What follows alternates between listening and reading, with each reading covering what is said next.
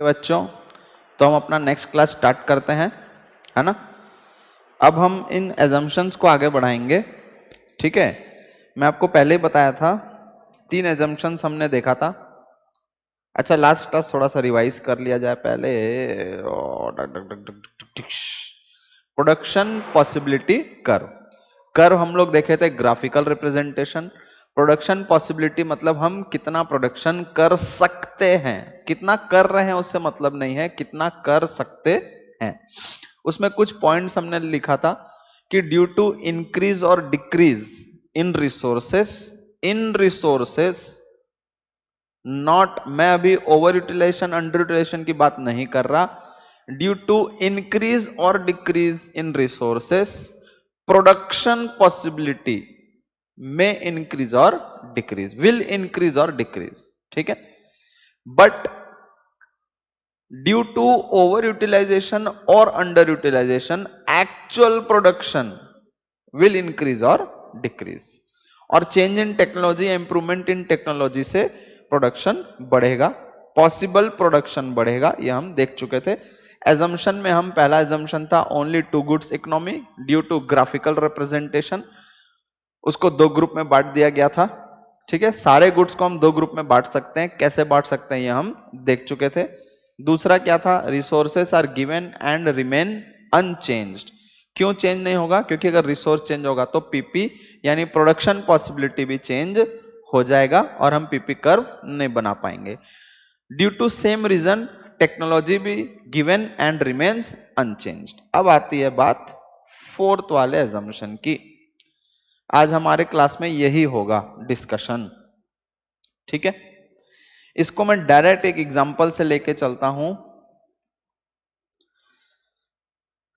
ठीक है, आप पहले मेरे साथ लिखिए, जहां पे बोलूंगा रुकने के लिए वहां रुक जाइएगा और ध्यान से समझना है, क्योंकि ये अगर ये समझ गए तो आगे का जो नेक्स्ट टॉपिक है या जो नेक्स्ट कॉन्सेप्ट है वो इसी के अंदर है। ठीक है, तो ध्यान से समझना है। फॉर एग्जाम्पल, एक फर्म है, ठीक है, उसमें 10 एम्प्लॉइज हैं और एम्प्लॉइज को हम रिसोर्स बोलते हैं, ये हमको पता है। कौन सा रिसोर्स है सर? लैंड भी नहीं है, ये लेबर है सर, लेबर, है ना। एक फर्म है जहां पे 10 एम्प्लॉइज हैं और लेबर या एम्प्लॉइज हमारे रिसोर्सेस होते हैं। रिसोर्स कौन से? लेबर। सर ये 10 में से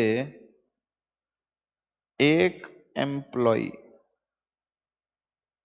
ऐसा था जो सर मैनेजमेंट में गुरु था, गुरु, सबका गुरु, ओ गुरु हो जा शुरू। ठीक है, एक एम्प्लॉय ऐसा था जो मैनेजमेंट में मास्टर था, उसके जैसा इन 9 में से कोई भी नहीं था। ठीक है, और सर बाकी 9, इन लोग भी गुरु थे लेकिन किसी और एक्टिविटी में,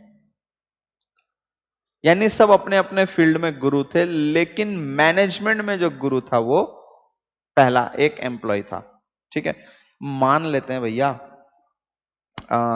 इसको हम एम्प्लॉय, तो चलो छोड़ो, किसका नाम दें अब। ठीक है, चलो, एक एम्प्लॉय था जो मैनेजमेंट में गुरु था और बाकी के 9 एम्प्लॉय गुरु तो थे लेकिन किसी और चीज में, यानी कोई प्रोडक्शन में देखता था, कोई अकाउंट्स देखता था, कुछ भी था, लेकिन मैनेजमेंट कौन करता था? वो एक अकेला एम्प्लॉय। ठीक है, अब over a period of time,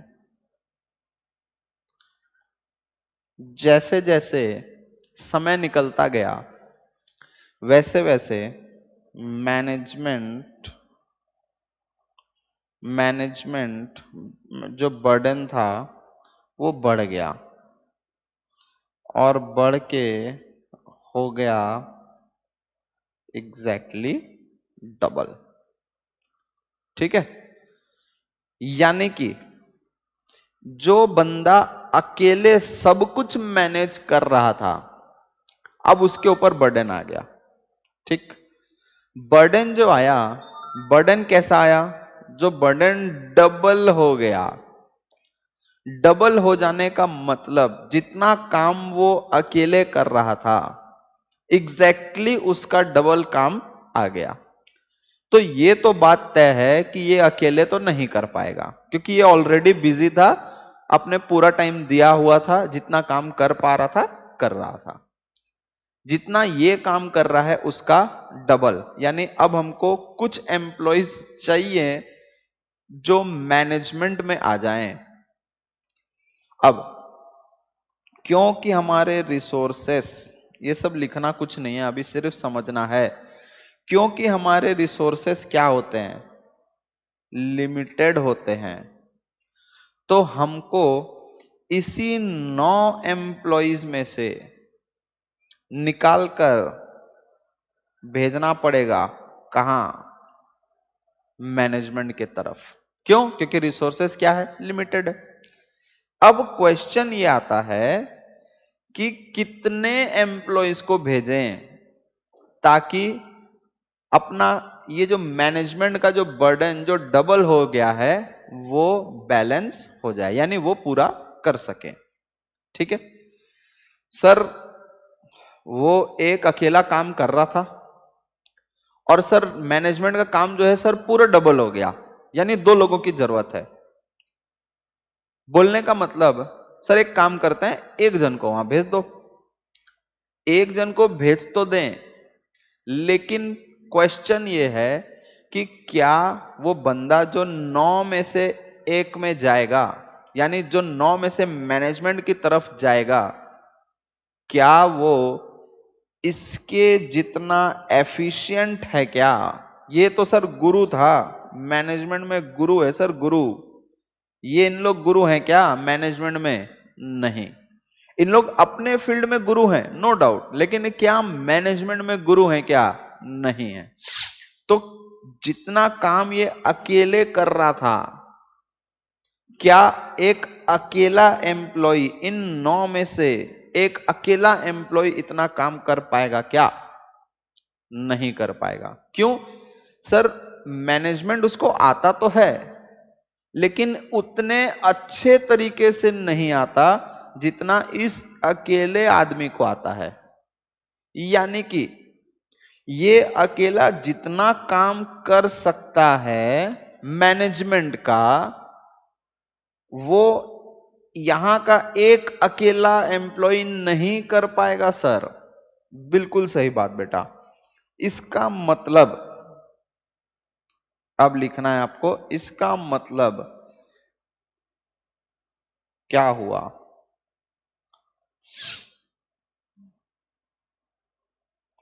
इसका मतलब ये हो गया सर, हमको एक एम्प्लॉय भेजने से काम नहीं चलेगा, एक से ज्यादा भेजना पड़ेगा सर। ठीक है बेटा, तो एक काम करते हैं, इसको प्रीवियस कर देते हैं, क्योंकि प्रेजेंट तो अभी होगा, है ना। पहले कितने थे? एक एम्प्लॉय मैनेज कर रहा था, बाकी 9 अपने अपने फील्ड में गुरु थे। लेकिन अब क्या करना पड़ेगा सर? एक से ज्यादा भेजेंगे सर मैनेज करने के लिए, यानी एक तो पहले ही था और एक से ज्यादा भेजेंगे, तो मान लेते हैं 2 एम्प्लॉय को, सॉरी 2 एम्प्लॉय को भेज दिए, तो टोटल कितने हो गए? 3। और 9 में से 2 को भेज दिए, तो यहां कितने बच गए? 7। यानी इन 3 में से एक तो पहले का था और 2 अभी आ गए, है ना। ये याद रखना है बेटा कि हमको इन्हीं 9 में से भेजना है, क्योंकि रिसोर्सेस आर लिमिटेड। और 2 क्यों भेजे, एक क्यों नहीं भेजे सर? क्योंकि वो किसी एक को भी अगर हम भेजें तो ये उतना एफिशिएंट नहीं है, किसके जितना? जितना सर ये अकेला मैनेजमेंट का काम करता है। क्यों सर? क्योंकि ये मैनेजमेंट में गुरु था बेटा। ठीक है सर, ठीक है। तो काम चलने लगा, काम चलते चलते क्या हुआ, जैसे जैसे टाइम पार हुआ तो अगेन मैनेजमेंट बर्डन जो था, मैनेजमेंट का जो बर्डन था वो फिर से बढ़ गया, यानी जो डबल तो हुआ था अब उसका भी डबल हो गया। ठीक है ना, मैनेजमेंट काम इतना था सर, डबल हो गया, इतना हो गया। इतने ये एम्प्लॉय, ये मैनेज कैसे हो रहा था, 3 एम्प्लॉय बाकी अपना अपना काम कर रहे थे। सर अब इसका भी डबल हो गया, ये लो बेटा इतना हो गया। अब क्वेश्चन आता है कि सर कैसे करना है, यानी कि ध्यान से देखना बेटा। अब प्रीवियस क्या हो जाएगा सर, ये वाला प्रीवियस हो जाएगा। क्यों? क्योंकि ये मैनेजमेंट बर्डन होने से पहले 3 एम्प्लॉय जो थे वो मैनेजमेंट में थे और साथ अपना अपना काम कर रहे थे। ठीक है सर, जब पहले डबल हुआ था काम तो आप 2 एम्प्लॉय भेजे थे, अभी भी काम करते हैं सर और 2 को भेज देते हैं। क्यों? क्योंकि सर मैनेजमेंट का काम तो डबल ही हुआ है।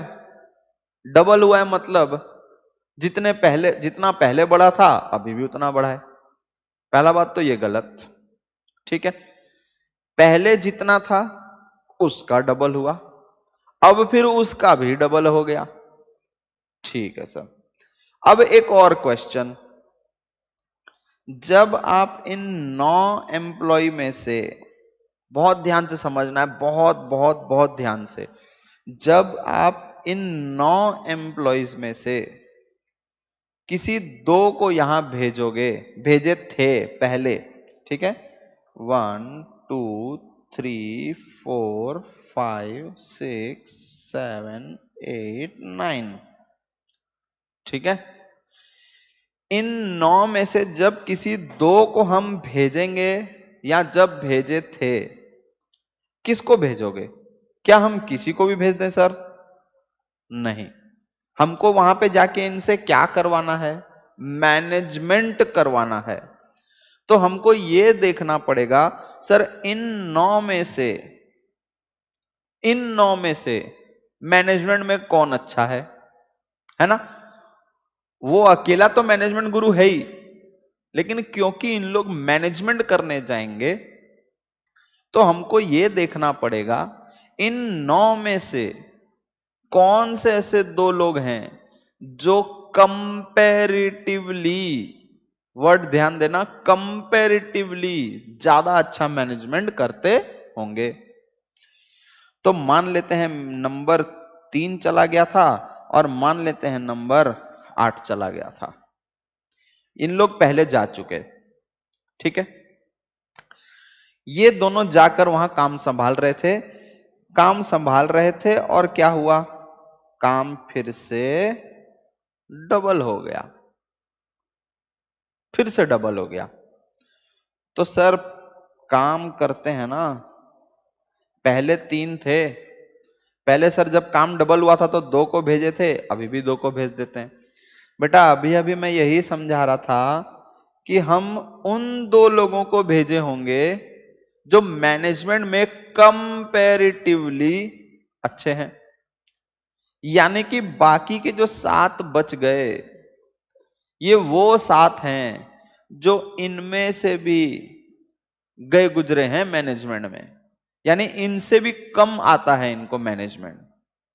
यानी कि अब जो 3 लोग काम संभाल रहे थे, यानी जो 2 लोग हमने काम, इन 2 को जिनको हमने भेजा था ये मैनेजमेंट में अच्छे थे एज कंपेयर टू अदर 7। अब इन दोनों का काम संभालने के लिए हम कोई भी 2 को नहीं भेज सकते, क्योंकि इन दोनों बाकी जो 7 बच गए वो कौन है, इनसे मैनेजमेंट में कम है, यानी अब हमको और ज्यादा भेजना पड़ेगा। ठीक है, तो अपने क्या किए, 3 भेज दिए सर। 7 में से किसको भेज दिए, मान लेते हैं नंबर 1 चला गया, नंबर 4 चला गया, नंबर 6 चला गया। ठीक है, तो बच गए 7 में से 3 भेज दिए तो 4 एम्प्लॉइज बच गए। लेकिन ये जो 3 हैं, ये 3 तो पहले के थे, ये 3 अभी आ गए। और 3 क्यों भेजे, 2 क्यों नहीं भेजे? उसका रीजन क्या था सर? क्योंकि वो जो 2 एम्प्लॉइज पहले भेजे थे वो मैनेजमेंट में ज्यादा अच्छे थे। अभी काम डबल हो गया है, तो अगर हम यहां से 2 कोई भेज दें तो काम संभाल नहीं पाएंगे, क्योंकि उन लोग थोड़े कम है मैनेजमेंट में, तो इसलिए हमको ज्यादा भेजना पड़ेगा। यानी इतना सब कुछ करने का रीजन क्या था sir? This is because all employees, है ना, are not equally efficient in management. ठीक है, यानी कि पहला वाला जितना एफिशिएंट था सबसे पहले, ठीक है, सबसे पहला जितना एफिशिएंट था, जिन 2 को या जिन 9 मैसेज हमको भेजना था वो उतने एफिशिएंट नहीं थे, इसलिए हमने कितने को भेजा? 2 को भेजा। अब 2 में फिर डबल जब हो गया तो हमको 2 को नहीं, हमको कितने को भेजना पड़ा? 3 को भेजना पड़ा, क्योंकि ये भी इक्वली एफिशिएंट नहीं थे, इसीलिए यहां पे ये वर्ड आ गया। ठीक है, और एम्प्लॉय क्या है बेटा? रिसोर्सेस। दिस इज बिकॉज, अब ये हम पढ़ लो,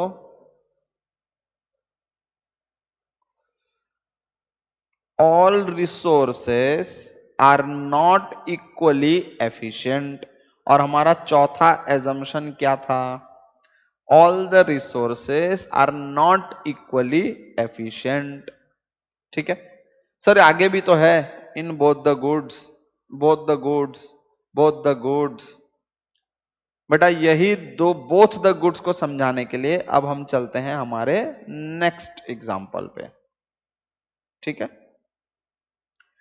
अच्छा ठीक है बेटा, ठीक है, जिद ना करो हमारे से, 2 मिनट का ब्रेक ले लो बस।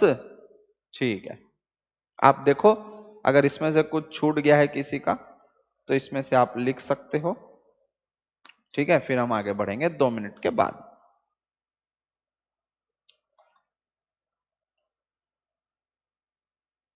ठीक है,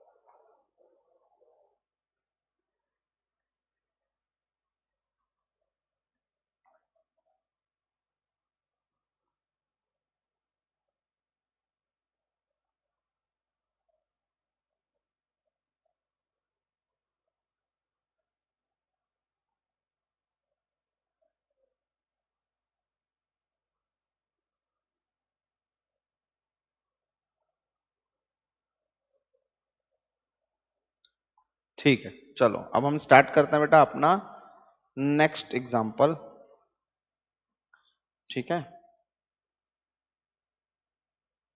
फॉर एग्जाम्पल, बहुत ध्यान से सुनना है, बहुत धीरे धीरे चलूंगा मैं, क्योंकि इसके अंदर अब मैं एक कॉन्सेप्ट बताने वाला हूं जो बोथ द गुड्स को लेकर बनेगा। मान लो हमारे पास 10 जमीन के टुकड़े हैं और सब इक्वल है। मेजरमेंट में सब इक्वल है, मेजरमेंट में कोई दिक्कत नहीं है। L1, L2, L3, L4, L5, L6, L7, L8, L9, L10। ठीक है। लैंड वन में हम वीट का प्रोडक्शन करते हैं, जिसको मैं गुड एक्स मानता हूं। ठीक। और लैंड 2 से लेके लैंड 10 तक, लैंड 2 से लेके लैंड 10 तक राइस का प्रोडक्शन होता है, और वो भी इंक्रीज होता चला जाएगा as we move from L2 से लेकर L10। ठीक है। यानी कि जैसे जैसे हम L2 से L3, 4, 5, 6 बढ़ते चले जाएंगे, हर लैंड का प्रोडक्शन क्या होगा, इंक्रीज होता चला जाएगा। ठीक है। और इस लैंड पे हम वीट का प्रोडक्शन नहीं करते। ठीक है। वीट का प्रोडक्शन नहीं होता। ठीक है। अब राइस को गुड वाई ले लेते हैं। ठीक है। तो गुड एक्स और गुड वाई। एट प्रेजेंट जो अभी हमारे पास कंडीशन है या जो सिचुएशन है, उसके हिसाब से गुड एक्स यानी वीट का प्रोडक्शन मान लो 1 टन का होता है। एक लैंड है जिसमें वीट का प्रोडक्शन होता है, उसमें से 1 टन का प्रोडक्शन हो रहा है। बाकी जो 9 लैंड हैं जिसमें राइस का प्रोडक्शन हो रहा है, उसमें से मान लेते हैं 10 टन का प्रोडक्शन हो रहा है। ठीक है। सर ये कॉम्बिनेशन तो है गुड एक्स का और गुड वाई का, यानी कि टोटल लैंड में से एक्स का प्रोडक्शन 1 हो रहा है और वाई का प्रोडक्शन 10 हो रहा है। तो इस कॉम्बिनेशन का नाम दे दिए हम लोग, मान लो ए। ठीक है। अब पहला क्वेश्चन ये, सर लैंड रिसोर्स है या नहीं है? बेटा है। यानी रिसोर्सेस क्या है सर? लिमिटेड है। ठीक है। रिसोर्सेस क्या है? लिमिटेड है। ठीक है ना। रिसोर्सेस क्या है? लिमिटेड है। अब हुआ क्या देखो, now there is an increase. और इंक्रीज कैसे हुआ था बेटा? लास्ट एग्जांपल में। यहां पे भी सेम होगा, एग्जैक्टली डबल।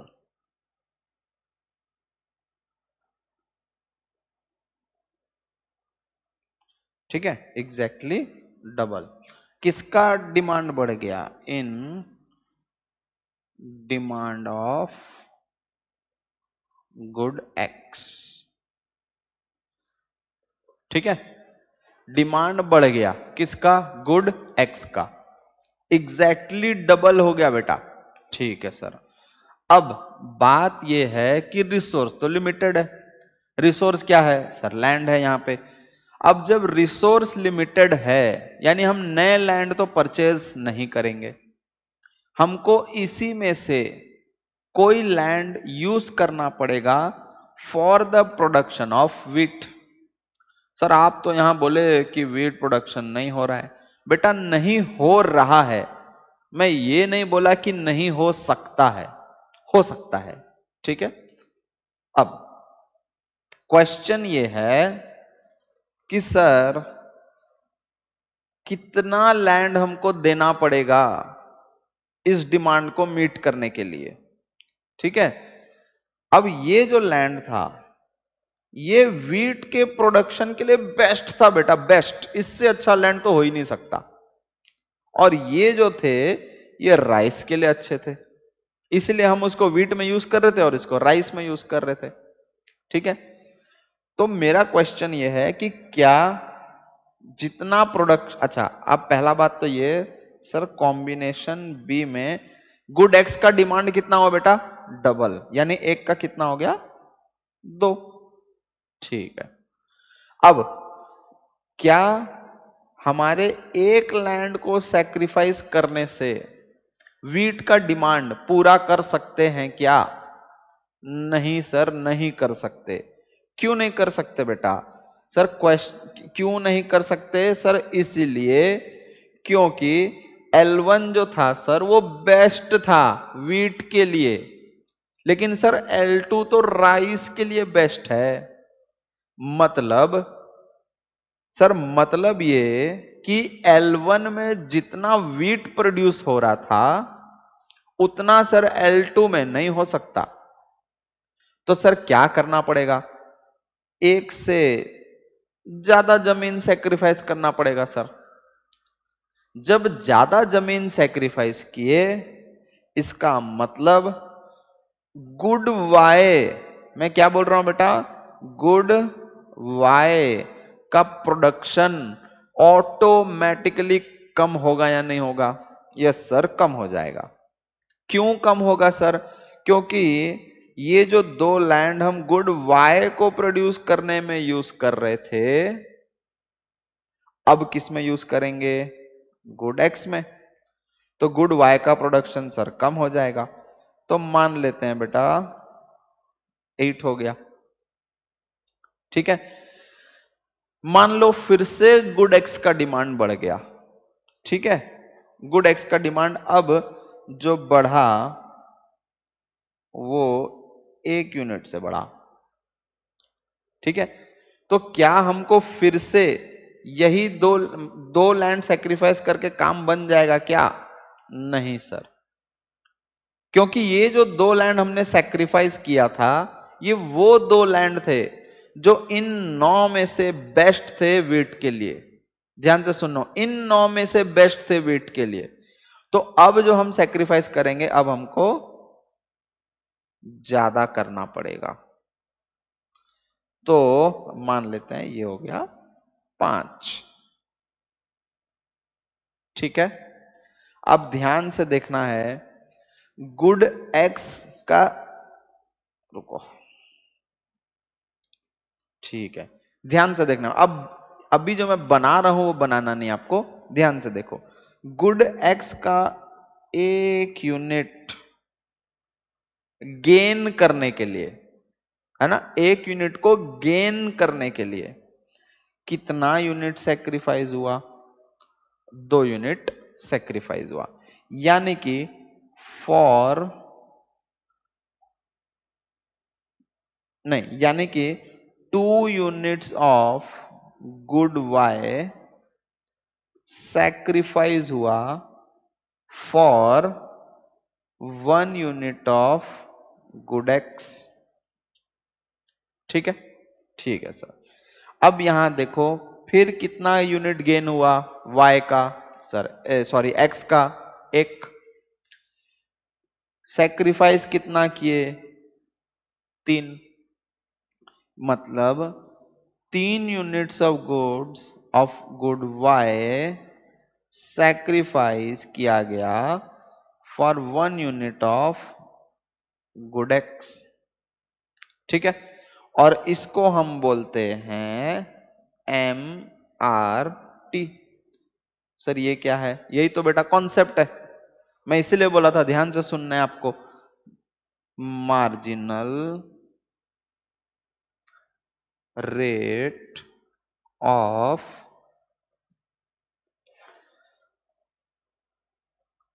ट्रांसफॉर्मेशन। ठीक है, इसको क्या बोलते हैं? Marginal rate of transformation.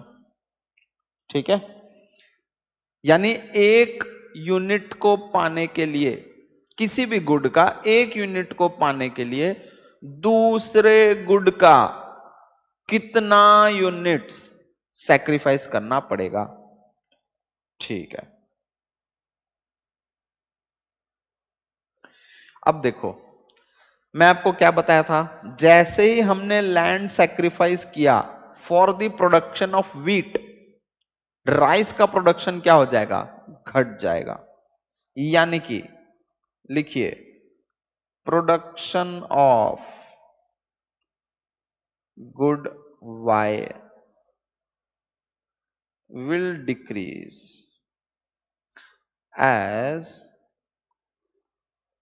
production of good X increases। क्यों? Because we have limited resources, है ना। रिसोर्स लिमिटेड था इसीलिए तो सर सेक्रीफाइस करना पड़ा। रिसोर्स अगर अनलिमिटेड होता तो सर बात ही क्या थी। वाह जी वाह, ठीक, ओके। अब मेन पॉइंट यहां पे आता है, ध्यान से देखने का। पहला, एक यूनिट ऑफ एक्स को पाने के लिए कितना units of good Y sacrifice किए, 2। दूसरा, एक यूनिट पाने के लिए एक्स का कितना यूनिट वाई का सेक्रीफाइस किए, 3। मान लो अगर मैं एक और यूनिट बढ़ाता तो यहां पे जो 3 लैंड सेक्रीफाइस किए, हो सकता है 4 को करना पड़े, यानी सभी चला जाए। इसका मतलब क्या हुआ, लिखो, this sacrifice will be in an increasing rate। ये बहुत इंपॉर्टेंट है बेटा, इंक्रीजिंग रेट में सैक्रिफाइस होगा। लेकिन ऐसा क्यों, क्यों और क्यों? क्योंकि पहले जो 2 लैंड हमने सैक्रिफाइस किए ये ज्यादा एफिशिएंट थे एज कंपेयर टू बाकी लैंड, और बाद में जो हमने लैंड सैक्रिफाइस किए ये कम एफिशिएंट थे, है ना। Because all resources are not equally efficient in production of both the goods. अब समझ में आ गया बेटा कि ये बोथ द गुड्स क्यों आया।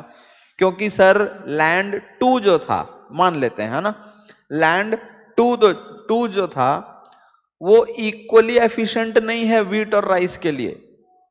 सर वो वीट के लिए कम एफिशिएंट है और राइस के लिए ज्यादा है, यानी इसीलिए वो इक्वली एफिशिएंट नहीं है for the production of both the goods. Both यानी यहां पे वीट और राइस, और इसीलिए हम क्या बोलते हैं, MRT विल इंक्रीज। ये बहुत इंपॉर्टेंट है बेटा, शॉर्ट क्वेश्चन, लॉन्ग क्वेश्चन, सब जगह आ जाता है ये। MRT विल इंक्रीज, ठीक है। इसको बहुत ध्यान से आपको देखना है, ठीक है ना। 2 मिनट का समय है, फिर हम आगे बढ़ेंगे और एक डायग्राम सा बनाएंगे बढ़िया वाला। मैं आपको बताता हूं MRT कैसे बनेगा।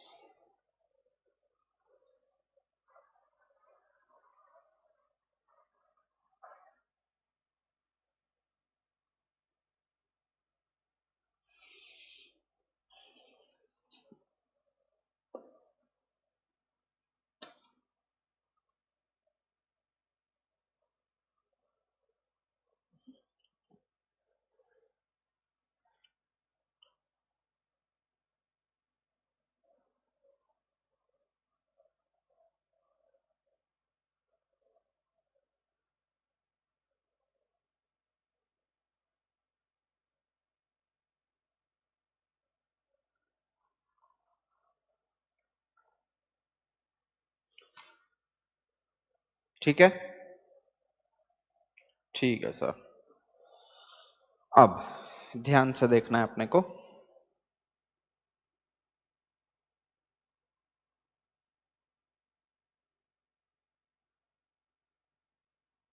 एक्स और ये वाई, ठीक है ना। ये एक्स एक्सिस है, तो मैं यहाँ पे अपन क्या ले लिए, गुड एक्स, और वाई एक्सिस में क्या ले लिए, गुड वाई। ठीक है।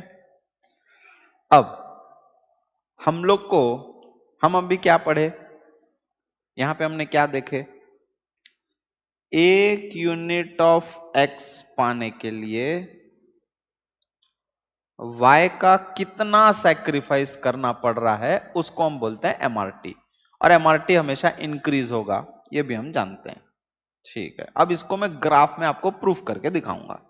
ठीक है, x का कितना यूनिट बढ़ रहा था बेटा, एक एक यूनिट, तो आपको यहां पे गैप क्या रखना है, गैप क्या रखना है, सेम रखना है। क्यों सर, एक एक यूनिट से बढ़ रहा है, मैं अंदाज में ले रहा हूं बेटा।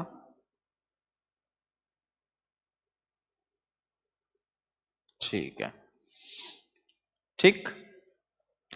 अब बहुत ध्यान से देखना, इसको मैं क्या लिख दे रहा हूं, x1 x2 x3 x4 और x5। ठीक है, यहां पे देखो कॉम्बिनेशन ए में देखते हैं, जब गुड x एक यूनिट था तो y कितना था, 10 था। जब गुड x 2 यूनिट हुआ तो y कितना हो गया, 8 हो गया। यानी कि x बढ़ रहा है और y घट रहा है। ठीक है सर,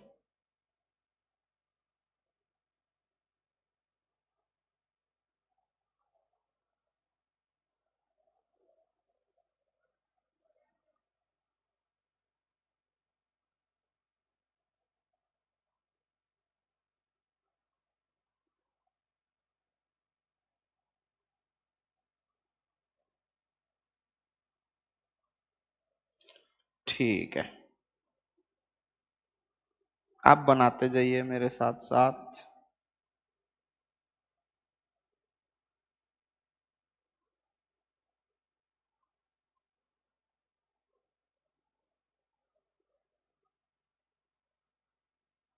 एक सेकेंड है ना,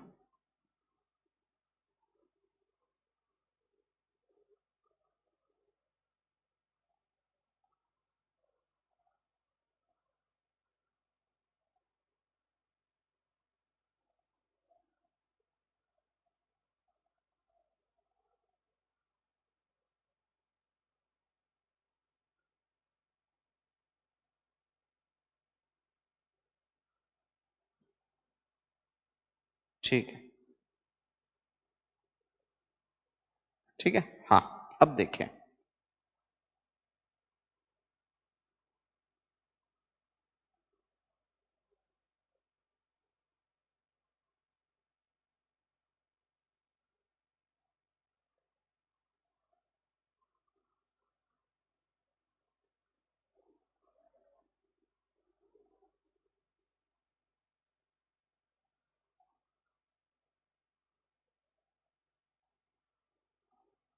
ठीक है सर। अब बहुत ध्यान से देखना है, जब गुड x 1 यूनिट्स बन रहे थे, ठीक है, तो y का कितना था, y1। जब x2 था तो ये y2, जब x3 था तो y3, x4 था तो y4, x5 था तो y5। सर इसमें नई बात क्या है, नई बात बेटा मैं अभी बताता हूं आपको, ये देखो x जो था वो हमेशा कितने यूनिट से बढ़ रहा था, सर एक, तो इसीलिए यहां का जो गैप है ये इक्वल है। लेकिन सर y जो हम सैक्रिफाइस कर रहे थे ना सर, वो तो हर एक यूनिट ऑफ x के साथ बढ़ रहा था, यानी कि सैक्रिफाइस ज्यादा हो रहा था हर एक यूनिट के साथ। इसका मतलब Y का प्रोडक्शन ज्यादा तेजी से गिर रहा था सर। प्रूफ करो बेटा। ये लो सर, एरो का साइज आप देखते जाना।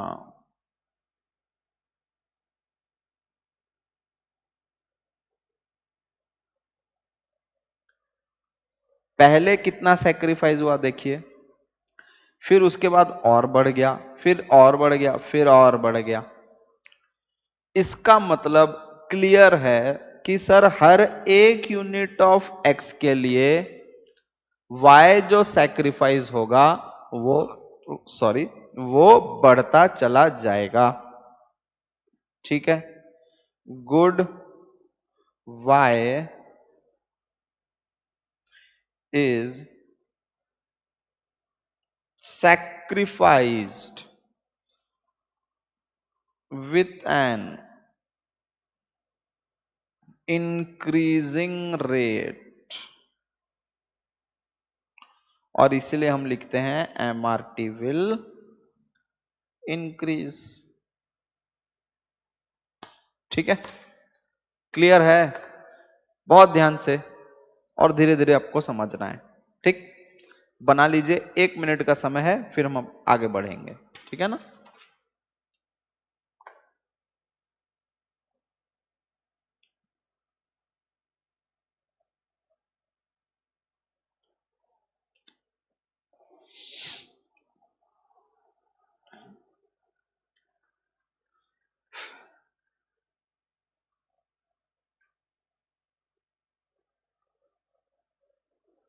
ठीक है, आगे बढ़ते हैं।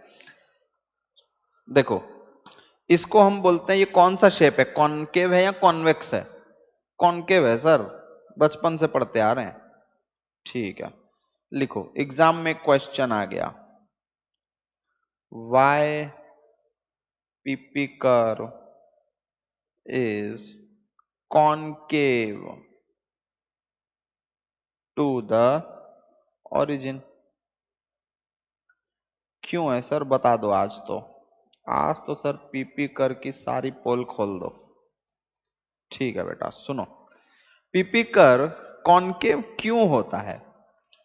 क्योंकि सर हर एक यूनिट ऑफ एक्स पाने के लिए हमको y के ज्यादा यूनिट सेक्रीफाइस करने पड़ते हैं। इसीलिए सर ये कर्व जो है ये धीरे धीरे धीरे धीरे धीरे ऐसे होता है। अच्छा, अब यहाँ पे आप नाम दे सकते हो ना, कॉम्बिनेशन ABCD, और सॉरी यहाँ पे, है ना?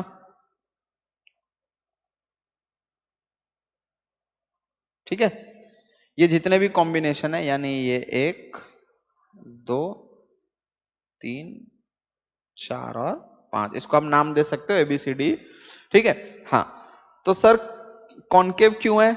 सर जब हम पॉइंट्स को ज्वाइन कर रहे हैं सर, ये कॉनकेव ही तो आ रहा है। लेकिन क्यों आ रहा है? सर क्योंकि y के यूनिट्स ज्यादा सेक्रीफाइस हो रहे हैं सर। तो ज्यादा क्यों हो रहे हैं? सर क्योंकि हमने एक एजम्पशन लिया था कि सारे रिसोर्सेस इक्वली एफिशिएंट नहीं है। तो सर इसीलिए, तो आंसर भी यही होगा, this is because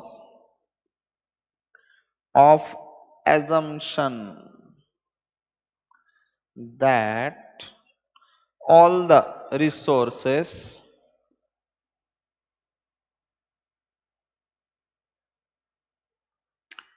are not equally efficient in production of both the goods. Therefore, MRT क्या होता है?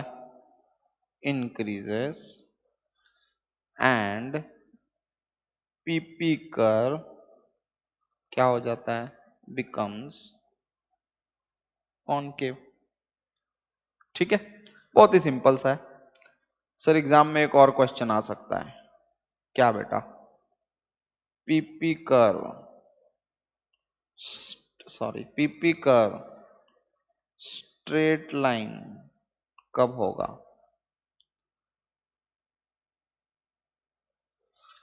बेटा आज तो पीपी कर की सारी पोल खोल देंगे। पीपी कर स्ट्रेट लाइन कब होगा?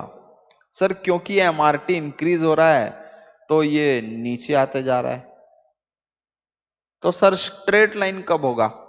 सर स्ट्रेट लाइन जब होगा जब एमआरटी कांस्टेंट हो। सर एमआरटी कांस्टेंट मतलब? कांस्टेंट मतलब बेटा कि एक्स का एक यूनिट पाने के लिए वाई का भी एक ही यूनिट सेक्रीफाइस करना पड़ेगा, तब जाके हम बोलेंगे एमआरटी कांस्टेंट होगा। ठीक है। और सर ऐसा कब होगा? When all the resources are equally efficient, यानी कि याद करो ये जो लैंड था L1 से भी उतना ही वीड बनता, L2 से भी उतना ही वीड बनता, L3 से भी उतना, और L10 तक सारे लैंड से उतना ही वीड बनता। तो फिर दिक्कत क्या थी? सर एक यूनिट पाने के लिए एक यूनिट उसको सेक्रीफाइस कर देते। ठीक है। यानी कि जब रिसोर्सेस इक्वली एफिशिएंट होंगे to produce both the goods, तो अगर हम x को पाना चाहते हैं एक यूनिट से तो y के लिए भी एक यूनिट सेक्रीफाइस करना पड़ेगा। ठीक है। हालांकि ये नेक्स्ट टू इम्पॉसिबल है। सर आज तो पीपी कर की सारी बातें बता दो। When PP curve is convex to origin. Sir convex का मतलब क्या होता है? बेटा ये जो शेप है इसको बोलते हैं कॉन्वेक्स। ऐसा कब आएगा? जब एमआरटी फॉल्स। एमआरटी फॉल्स यानी एमआरटी फॉल मतलब एक यूनिट ऑफ एक्स को पाने के लिए वाई का सेक्रीफाइस एक से भी कम करना पड़ेगा। बेटा ये तो पॉसिबल ही नहीं है।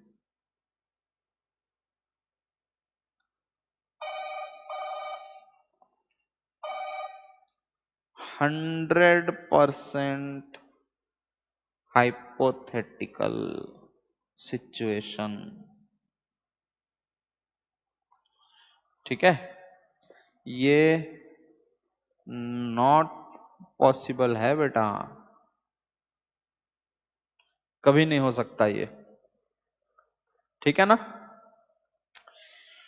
तो शुरू में पीपी कर जो लास्ट क्लास हम पढ़े थे उसका डेफिनेशन बेटा मैं अभी लिखा देता हूं। सर ये क्या, जो पहले लिखाना था लास्ट में लिखा रहे हैं। ऐसा ही हूं मैं बेटा, क्या करें बताओ। ठीक है लिखो। It is the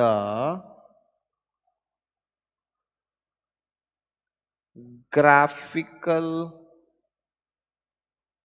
representation. Graphical representation word क्यों आया? सर क्योंकि ये कर्व है, आप बताए थे सर, हमको याद है।